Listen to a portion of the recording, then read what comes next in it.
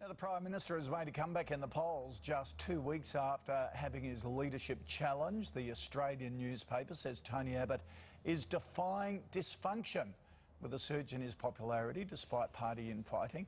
The coalition's vote has risen to a 4-month high and is now tied with Labor in the primary vote at 38%. Now, the Daily Telegraph says Abbott poll bounce at Shorten expense. But while Mr Abbott has gained some of the ground lost to Labor, it's still trailing behind Bill Shorten as preferred Prime Minister.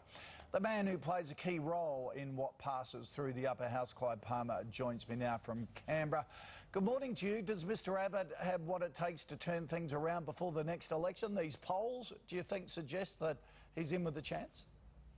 Well, 38% for your Prime Minister is not that good, really. There's 100% of Australians that need to be served, and we need to see the right policies. So far, the government's been lying to the Australian people about the state of government finances, and as long as they continue to lie to Australians and not tell them the truth and come up with policies that will provide a prosperity, they're going to be in trouble. OK. We'll come to not telling the truth in a tick, but before that, the government's better polling result has been marred by yet another damaging email leak. Today, the Treasurer of the Liberal Party, Philip Higginson, apparently wrote he intended to resign and cited a conflict of interest created by the marriage of the PN's Chief of Staff, Peter Credlin, and the party's Federal Director, Brian Longhane. Clive, do you see their relationship affecting the PM? I know you've criticised this in the past.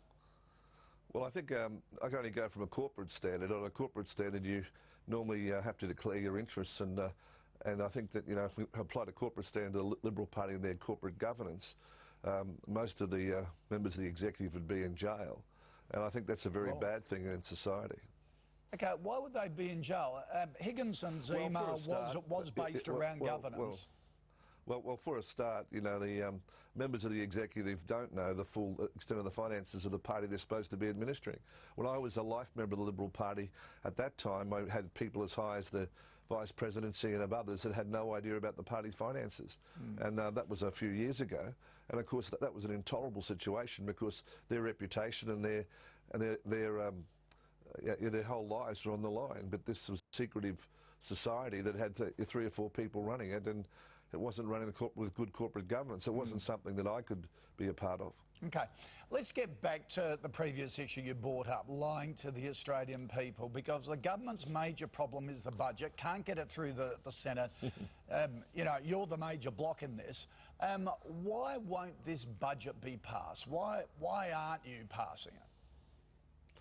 Well, basically, Australia's got the 3rd lowest level of debt in the OECD, not the highest level of debt. We don't have a problem in relation to our level of debt at all. If we still kept going the way we were, in 50 years' time, our debt would be less than the United States today, less than Japan today, less than the OECD average today, and less than the United Kingdom. Germany, a very successful economy, has got 300% more debt than Australia has. So we don't want to impose austerity on our people.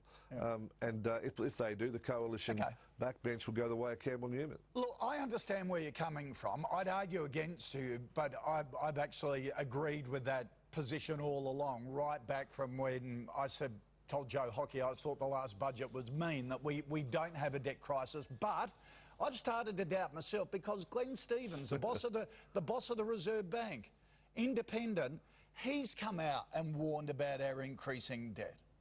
Am I wrong? Well, Koch, yeah, you are wrong, and of course he's wrong too.